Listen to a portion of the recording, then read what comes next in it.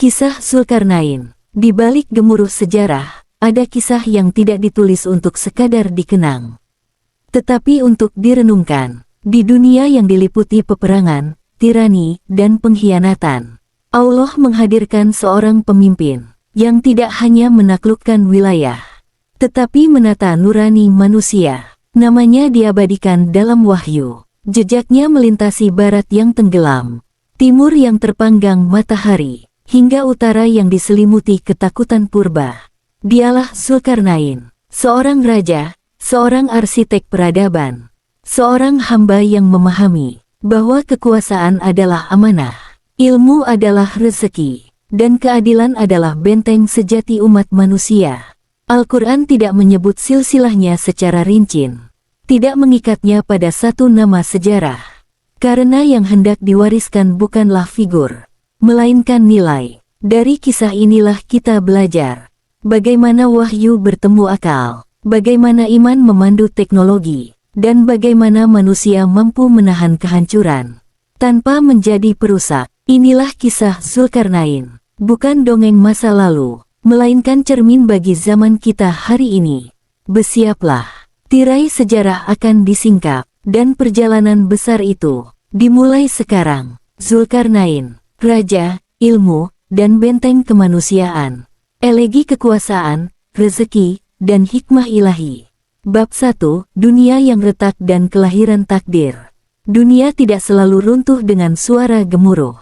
Terkadang ia retak perlahan, hampir tak terdengar, melalui ketakutan para penguasa, keserakahan para elit, dan kebisuan mereka yang kehilangan suara.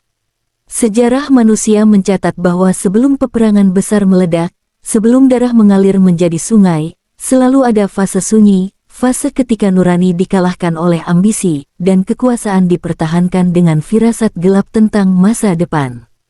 Pada zaman itu, peradaban-peradaban besar berdiri di atas pondasi yang rapuh. Istana-istana megah dibangun bukan di atas keadilan, melainkan di atas kecemasan. Para raja hidup dikelilingi kemewahan, namun tidur dalam bayang-bayang mimpi buruk. Mereka takut kehilangan tahta, takut pada pewaris, takut pada waktu.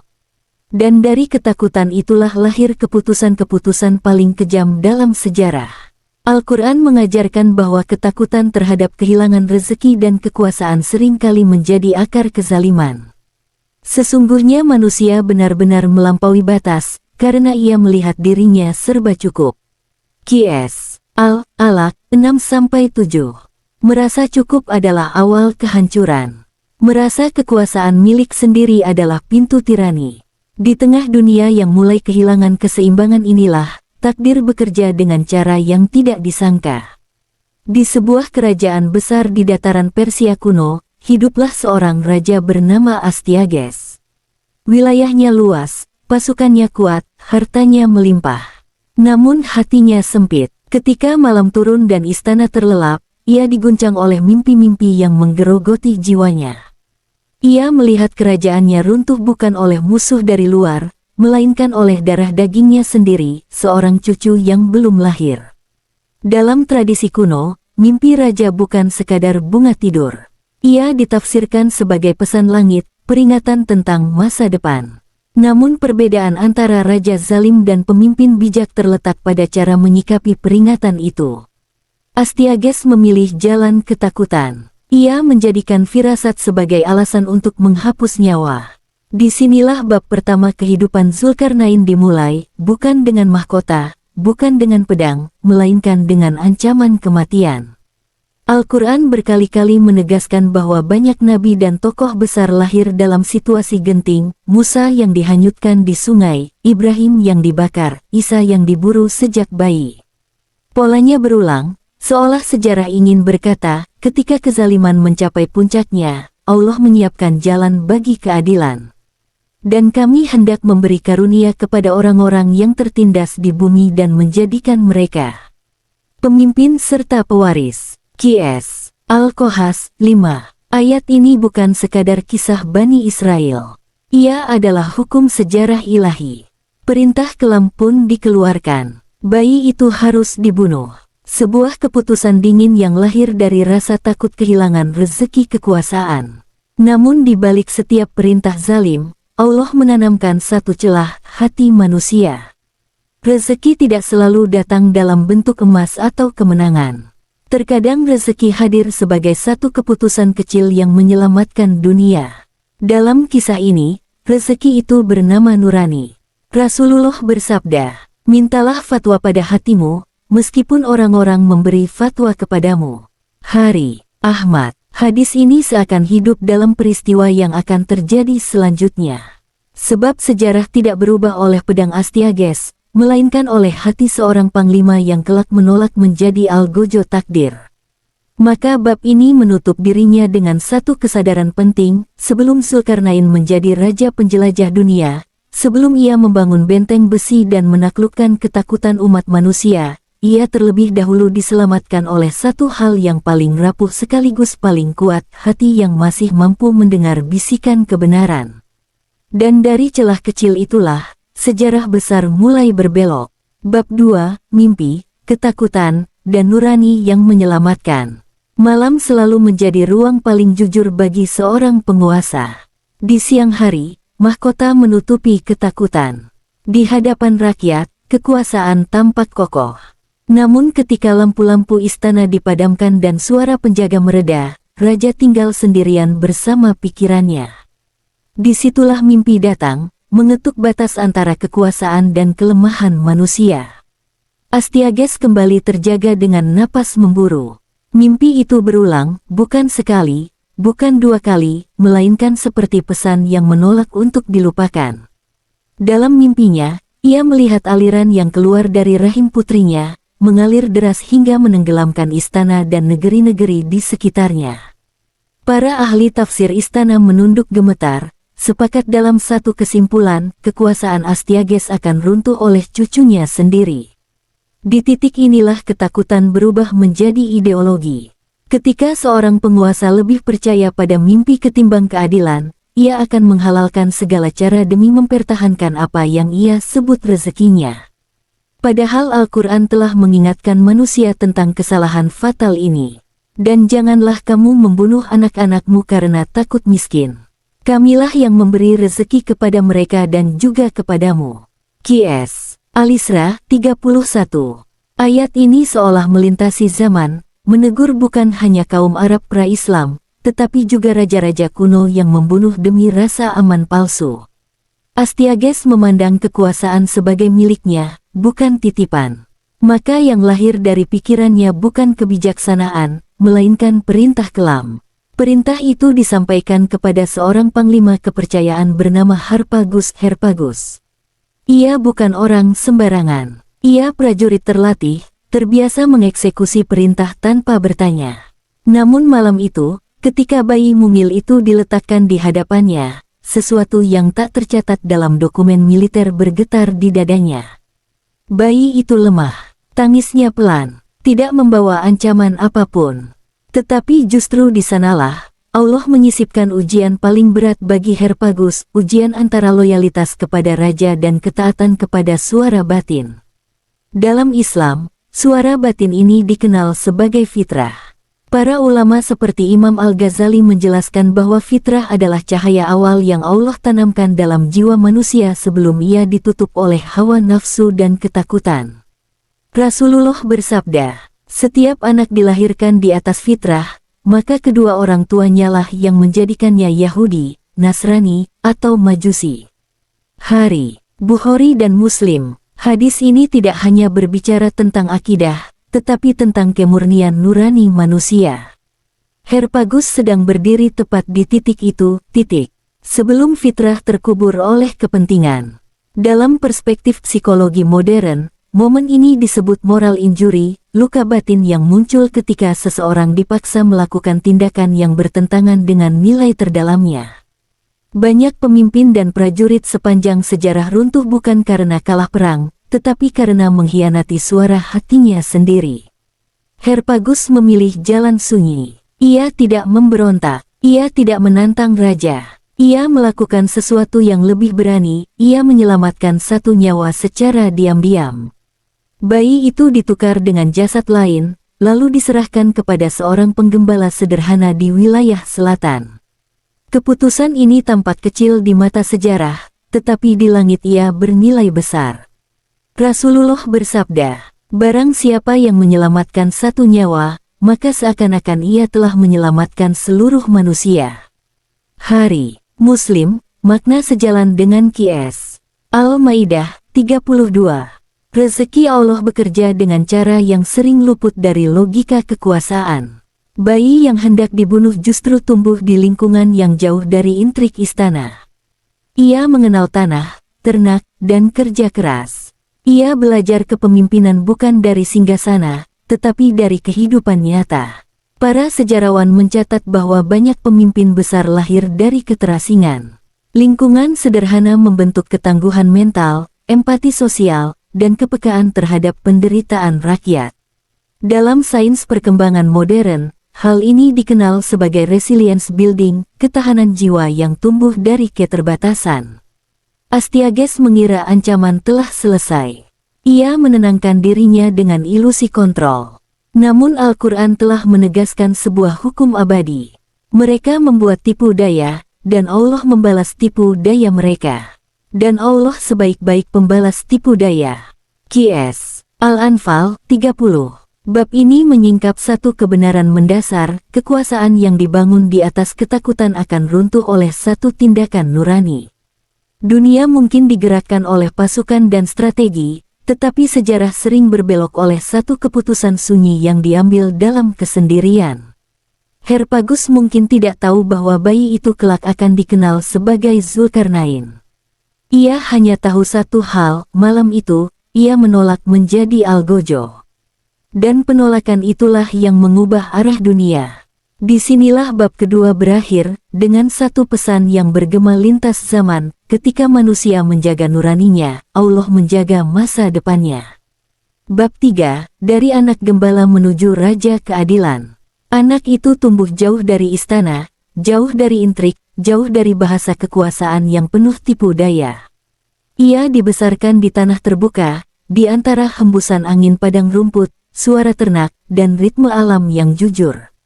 Setiap pagi ia belajar membaca tanda-tanda langit, bukan untuk menaklukkan, tetapi untuk bertahan hidup. Setiap senja ia belajar memahami kelelahan, kesabaran, dan tanggung jawab. Dalam tradisi Islam, bukan kebetulan jika banyak pemimpin besar dibesarkan dalam kesederhanaan. Nabi Musa, alaihissalam tumbuh sebagai penggembala. Nabi Muhammad pun menggembala kambing sebelum memimpin umat. Sebab menggembala bukan sekadar pekerjaan fisik, melainkan sekolah kepemimpinan paling purba, menjaga yang lemah, menuntun yang tersesat, dan bersabar menghadapi yang membangkang. Rasulullah bersabda, tidaklah Allah mengutus seorang nabi kecuali dia pernah menggembala kambing.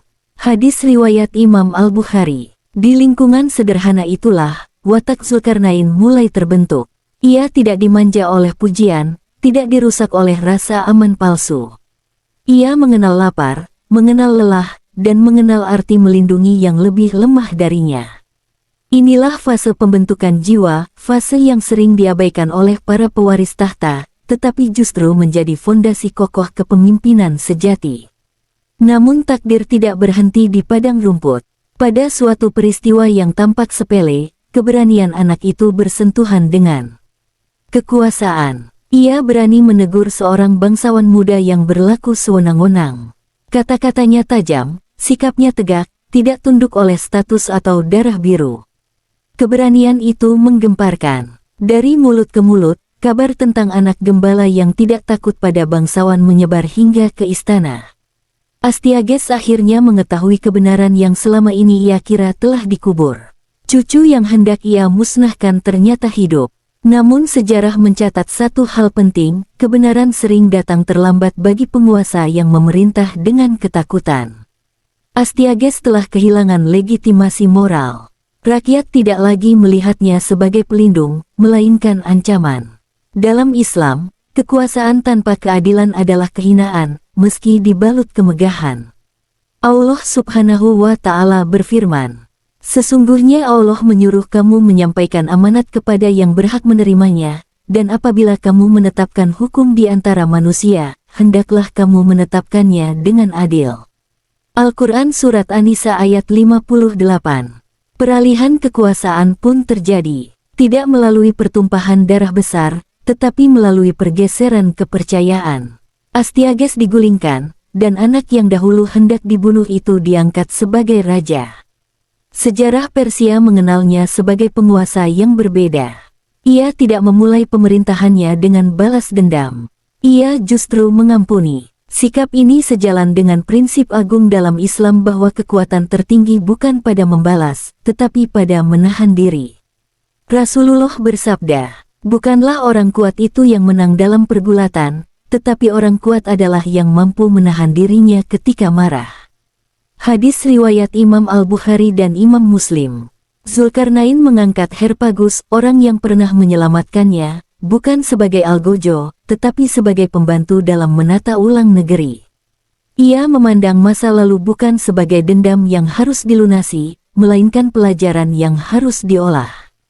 Para sejarawan modern menyebut model kepemimpinan ini sebagai transformational leadership, kepemimpinan yang mengubah trauma kolektif menjadi visi bersama. Dalam perspektif Al-Quran, inilah bentuk rezeki yang paling halus, kemampuan memimpin tanpa merusak, berkuasa tanpa menindas. Allah Subhanahu wa Ta'ala berfirman, "Dan kami hendak memberi karunia kepada orang-orang yang tertindas di bumi dan menjadikan mereka pemimpin serta menjadikan mereka orang-orang yang mewarisi bumi." Al-Quran Surat Al-Qasas ayat 5. Bab ini menegaskan bahwa Zulkarnain tidak lahir sebagai raja, ia ditempa menjadi pemimpin. Ia tidak diwarisi kekuasaan yang utuh, melainkan membangunnya dari kepercayaan rakyat dan keadilan yang nyata. Dari anak gembala menuju raja keadilan, perjalanan ini mengajarkan satu hikmah besar, Allah tidak sekadar mengangkat manusia ke puncak, tetapi terlebih dahulu menguatkan kakinya agar tidak tergelincir ketika sampai di sana. Bab 4, Siapakah Zulkarnain dalam sejarah? Sejak ayat-ayat tentang Zulkarnain dibacakan kepada umat manusia, satu pertanyaan besar tidak pernah benar-benar padam, siapakah dia dalam catatan sejarah dunia? Pertanyaan ini bukan sekadar rasa ingin tahu, melainkan dorongan intelektual yang menghubungkan wahyu dengan jejak-jejak peradaban. Namun Al-Quran membuka kisah ini dengan satu batas yang halus tetapi tegas. Allah Subhanahu wa Ta'ala tidak menyebutkan nama, silsilah, ataupun lokasi geografis yang pasti. Yang dihadirkan justru adalah karakter, tindakan, dan prinsip kepemimpinan. Inilah metode wahyu, menyingkirkan kultus tokoh, lalu menegakkan nilai. Allah Subhanahu wa Ta'ala berfirman, "Dan mereka bertanya kepadamu, Muhammad, tentang Zulkarnain. Katakanlah, aku akan bacakan kepadamu kisahnya." Al-Quran Surat Al-Kahfi ayat 83. Ayat ini menegaskan bahwa yang disampaikan hanyalah sebagian kisahnya. Para mufasir seperti Imam Ibnu Katsir menekankan bahwa pembatasan ini disengaja agar manusia tidak terjebak pada rincian yang tidak membawa petunjuk. Antara Alexander dan Cyrus. Dalam sejarah barat, sebagian orientalis awal mengidentikan Zulkarnain dengan Alexander dari Makedonia, Alexander the Great. Sebab dalam literatur Yunani dan Romawi, Alexander sering digambarkan memakai mahkota bertanduk sebagai simbol putra dewa Amon. Dalam kisah-kisah populer yang dikenal sebagai Alexander Romance, ia digambarkan menjelajah timur dan barat, bahkan membangun penghalang bagi bangsa perusak di utara. Namun ketika gambaran ini diuji dengan standar Al-Quran, muncul kontradiksi yang mendasar. Alexander adalah penyembah berhala, mengklaim keturunan ilahi, dan menaklukkan negeri-negeri dengan pembantaian besar. Sementara Al-Quran menggambarkan Zulkarnain sebagai hamba Allah yang beriman, adil, dan selalu mengaitkan kekuasaannya dengan rahmat Allah. Imam Al-Qurtubi menegaskan bahwa Zulkarnain bukan Alexander Yunani, karena perbedaan mendasar dalam akidah dan akhlak kepemimpinan. Sebaliknya, banyak ulama dan sejarawan modern, termasuk Abul Kalam Azad, mengajukan figur Cyrus the Great, pendiri Kekaisaran Persia Achaemenid. Cyrus dikenal dalam sejarah sebagai raja yang toleran, membebaskan bangsa-bangsa tertindas, dan menghormati keyakinan lokal. Prasasti Cyrus Silinder mencatat kebijakan pembebasan tawanan dan rekonstruksi tempat ibadah. Karakter ini sejalan dengan gambaran Al-Quran tentang Zulkarnain, tidak memaksakan keyakinan, menegakkan keadilan, dan membangun, bukan menghancurkan. Zulkarnain dalam kitab-kitab terdahulu. Dalam kitab Taurat, khususnya kitab Yehezkiel pasal 38 dan 39, dikenal figur Gog dan Magog, bangsa perusak yang kelak muncul dari utara. Dalam literatur Yahudi pasca Taurat dan naskah-naskah Kristen awal, muncul kisah seorang raja saleh dari timur yang membangun penghalang untuk menahan mereka. Tradisi ini berkembang dalam teks Syriak dan Ibrani yang kemudian memengaruhi legenda Alexander. Namun Al-Quran melakukan koreksi besar, kisah ini dibersihkan dari mitologi politeistik dan dikembalikan ke dalam kerangka tauhid. Para ulama menegaskan bahwa kesamaan kisah tidak berarti Al-Quran menyalin, melainkan meluruskan.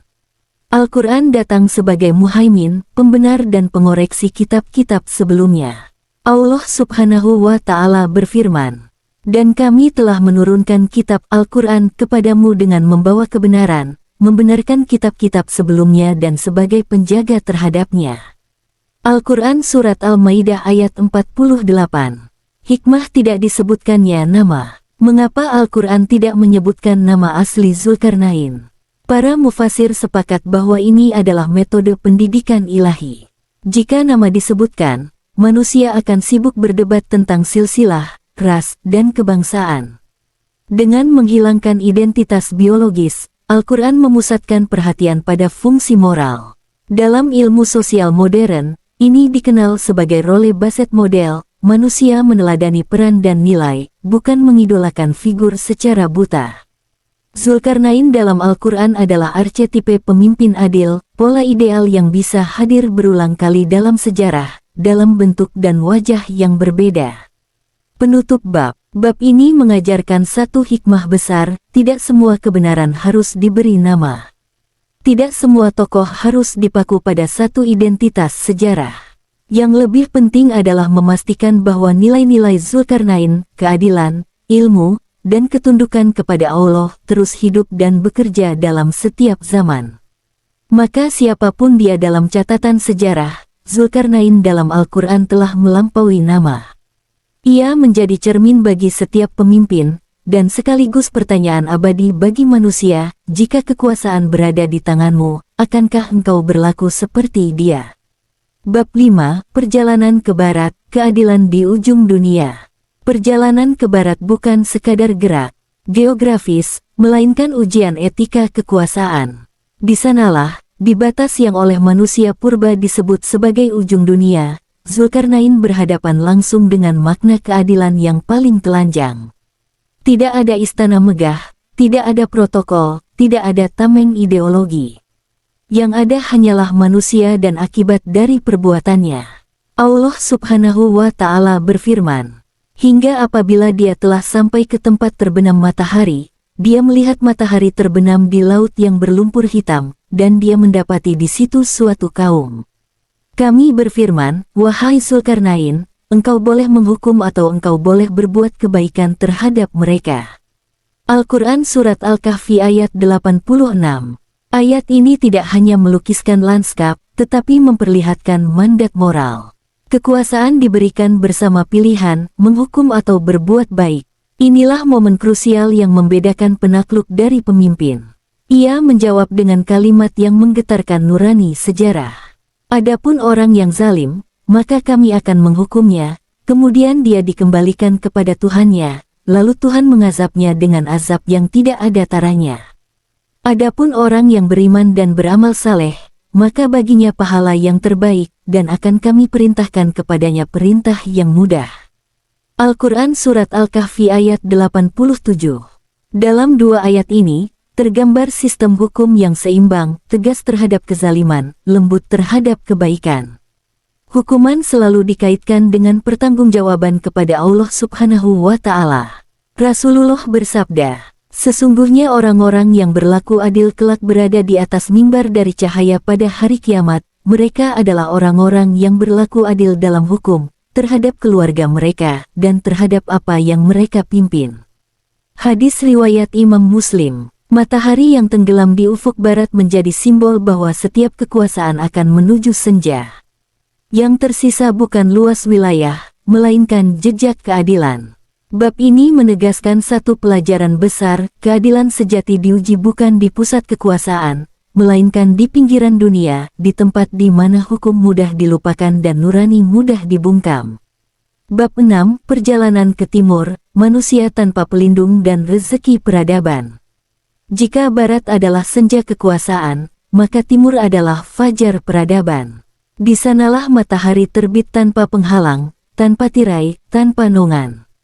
Sebuah wilayah yang belum mengenal struktur, belum memahami perlindungan, dan belum membangun hubungan sadar antara manusia dan alam.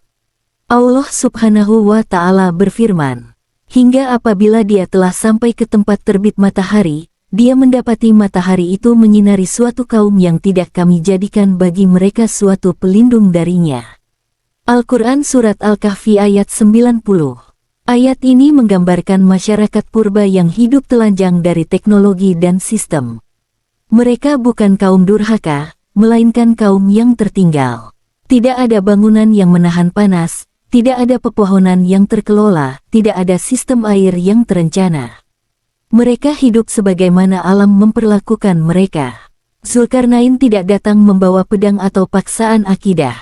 Ia datang membawa pemahaman tentang rezeki. Bahwa rezeki bukan hanya makanan yang dimakan hari ini, tetapi ilmu yang menyelamatkan esok hari. Para mufasir seperti Imam Ibnu Katsir menjelaskan bahwa Zulkarnain tidak diperintahkan untuk menghukum kaum ini, karena mereka tidak melakukan kezaliman, melainkan hidup dalam keterbatasan. Maka pendekatan yang dipilih adalah pendidikan dan pembangunan. Rasulullah bersabda, tidaklah Allah menurunkan suatu penyakit, melainkan Dia juga menurunkan obatnya. Hadis riwayat Imam Al-Bukhari. Hadis ini menjadi landasan epistemologis, setiap masalah sosial memiliki solusi yang dapat dipelajari. Zulkarnain mengajarkan teknik berteduh, pengelolaan air, penataan permukiman, dan pemanfaatan alam tanpa merusaknya.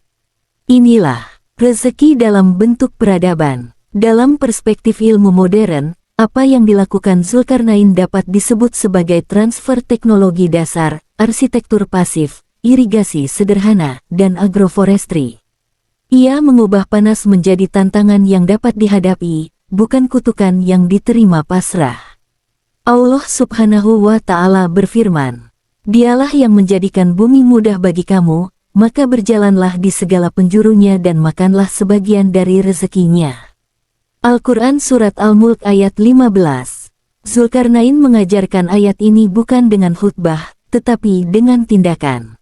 Ia menjadikan bumi mudah dipijak oleh manusia timur yang sebelumnya hanya mampu bertahan.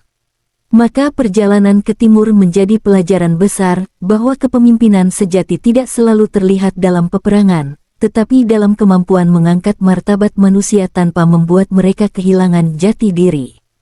Ketika matahari kembali condong ke barat, Zulkarnain meninggalkan negeri itu bukan sebagai penguasa yang ditakuti, melainkan sebagai guru yang dikenang.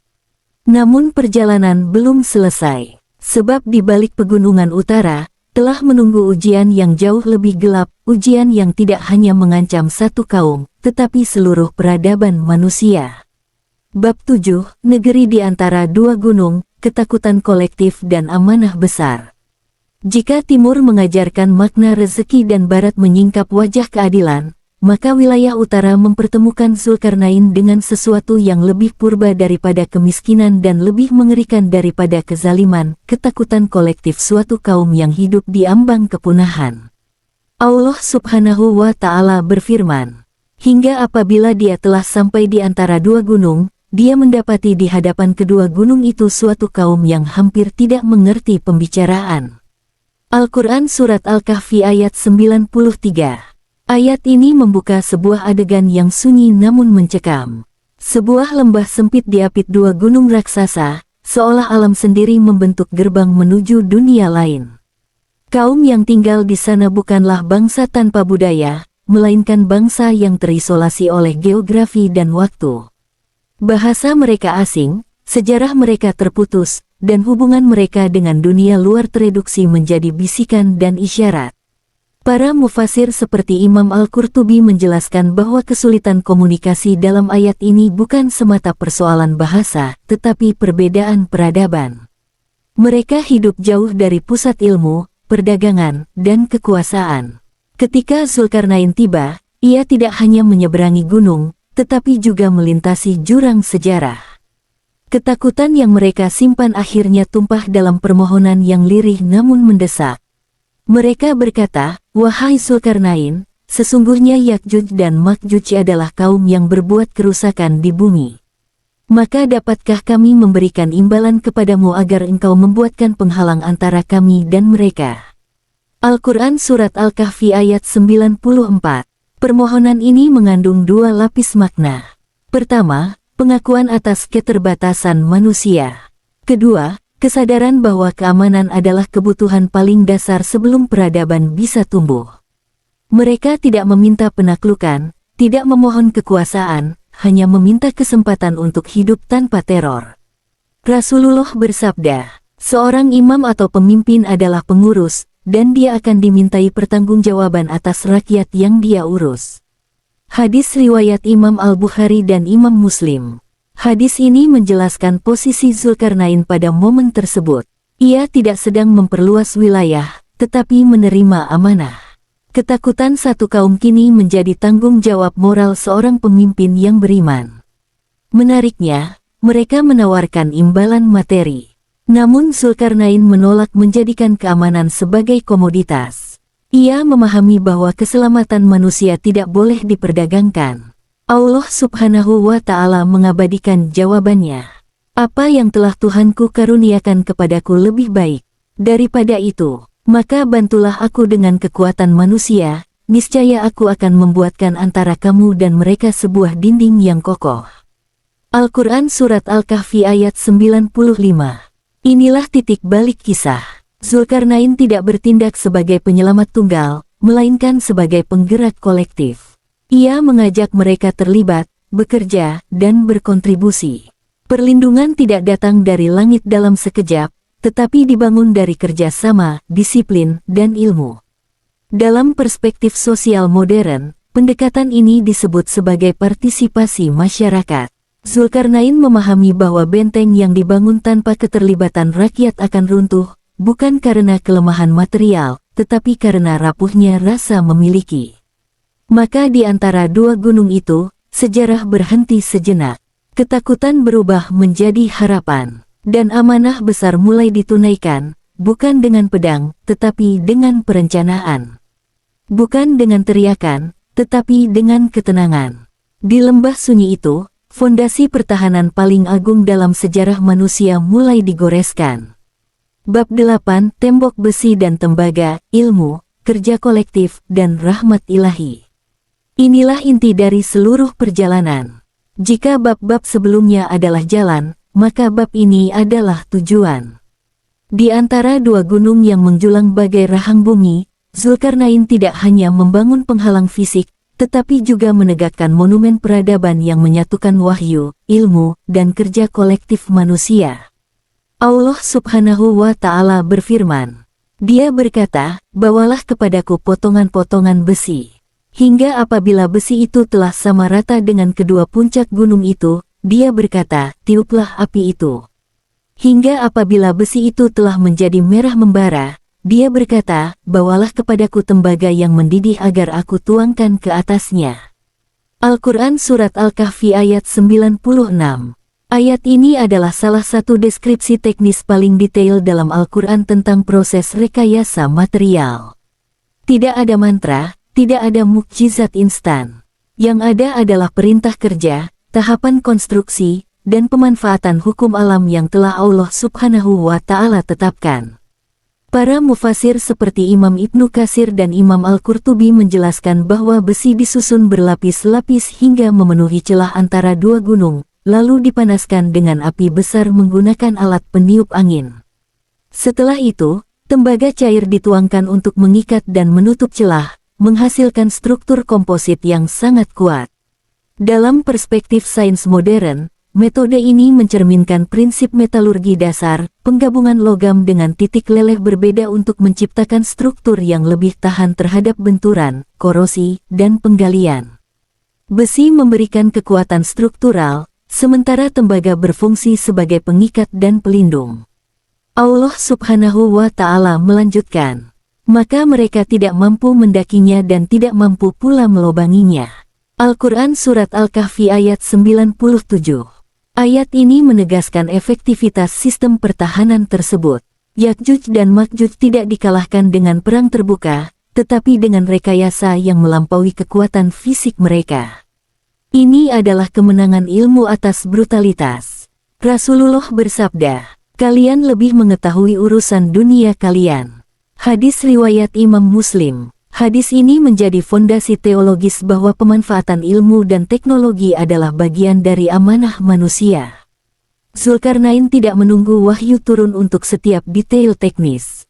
Ia menggunakan akal yang telah Allah Subhanahu wa Ta'ala karuniakan. Namun inti bab ini bukan hanya pada tembok, melainkan pada prosesnya.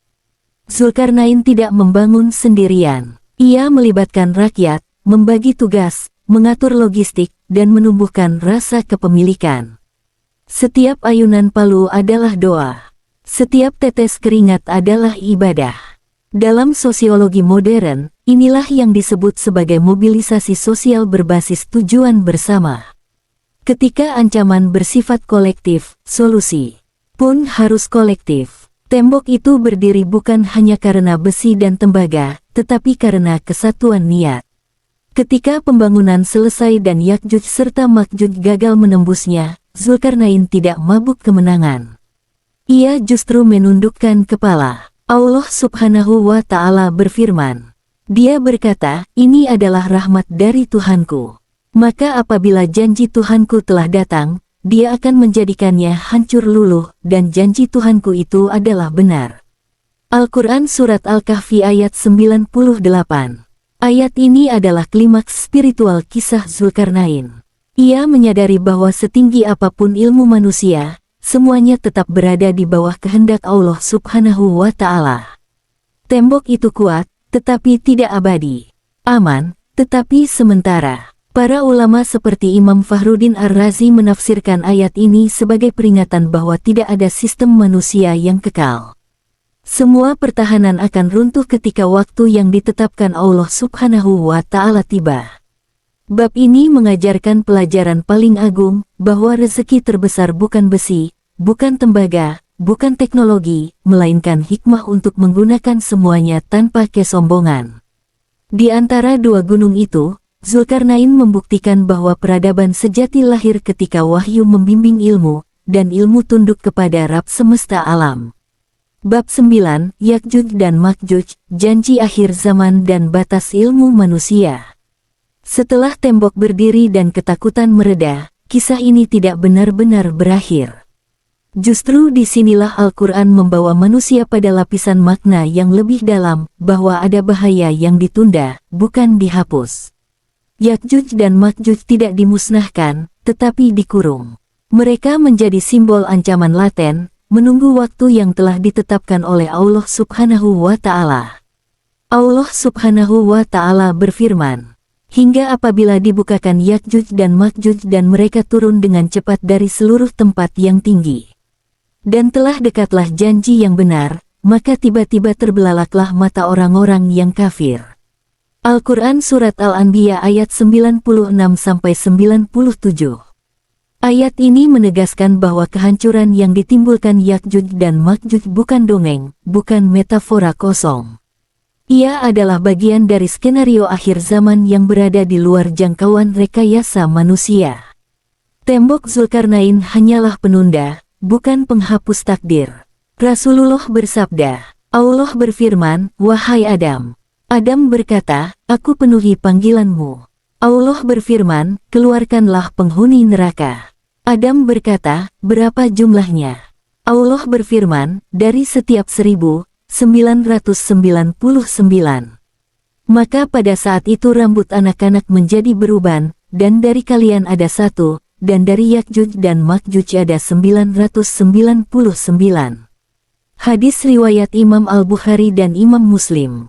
Hadis ini mengguncang kesadaran umat manusia. Yakjuj dan Makjuj digambarkan sebagai jumlah yang sangat besar, melampaui nalar statistik manusia. Mereka bukan sekadar satu bangsa, melainkan fenomena peradaban destruktif. Menariknya, kisah Yakjuj dan Makjuj tidak hanya hidup dalam Islam. Ia bergema kuat dalam kitab-kitab suci sebelumnya.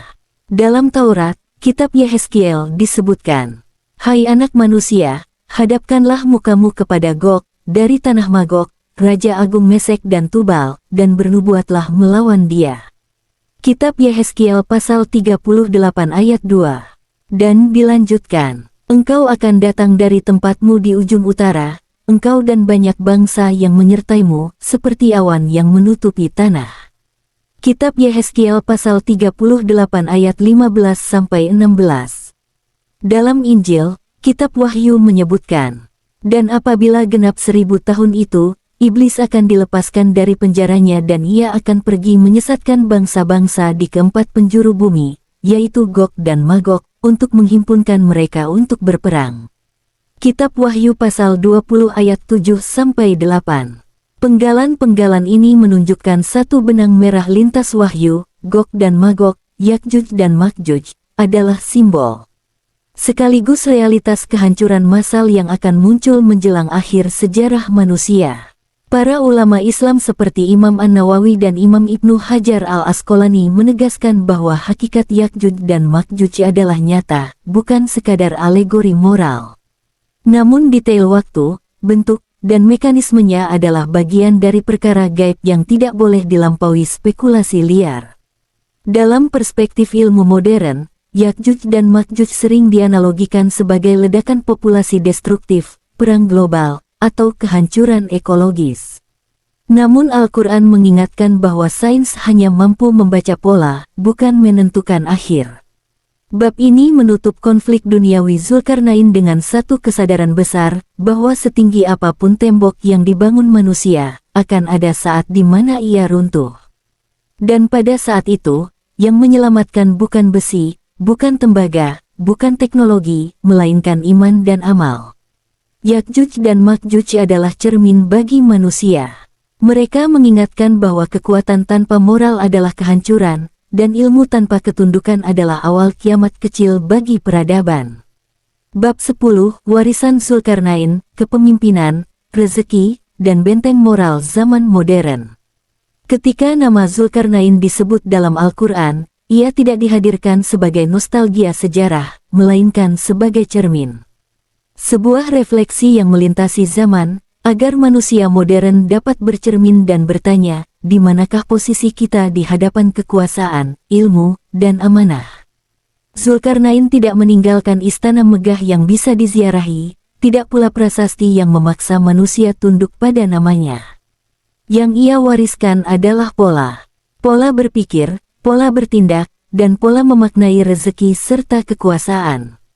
Allah Subhanahu wa Ta'ala berfirman, "Sesungguhnya Allah menyuruh kamu menyampaikan amanah kepada yang berhak menerimanya, dan apabila kamu menetapkan hukum di antara manusia, hendaklah kamu menetapkannya dengan adil."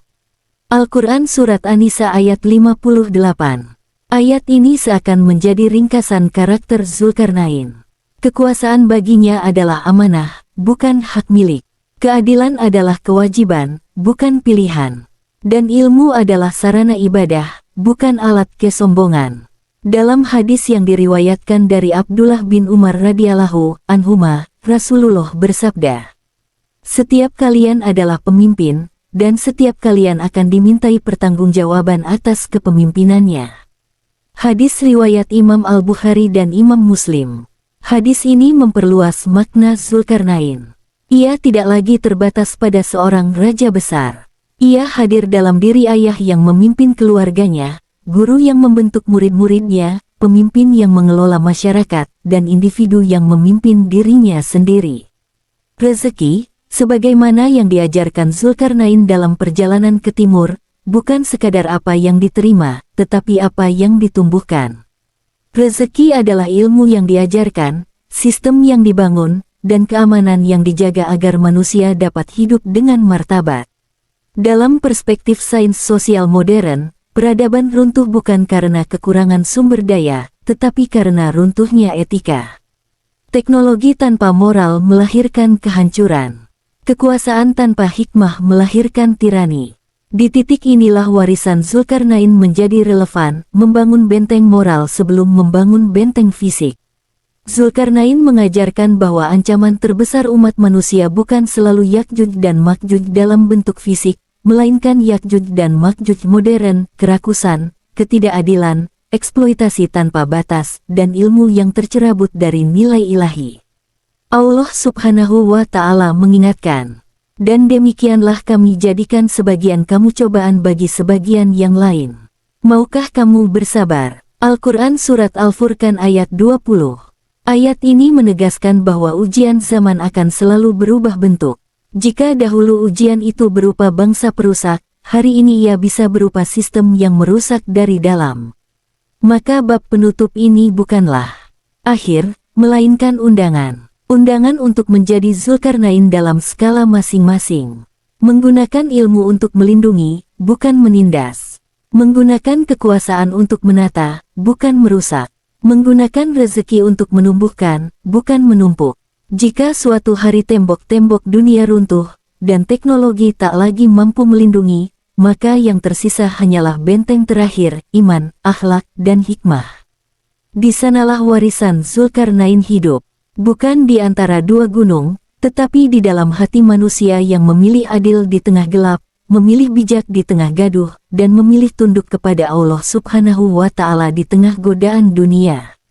Dan dengan itulah kisah ini ditutup, bukan dengan kemenangan manusia, melainkan dengan pengakuan akan keterbatasannya di hadapan Rabb semesta alam.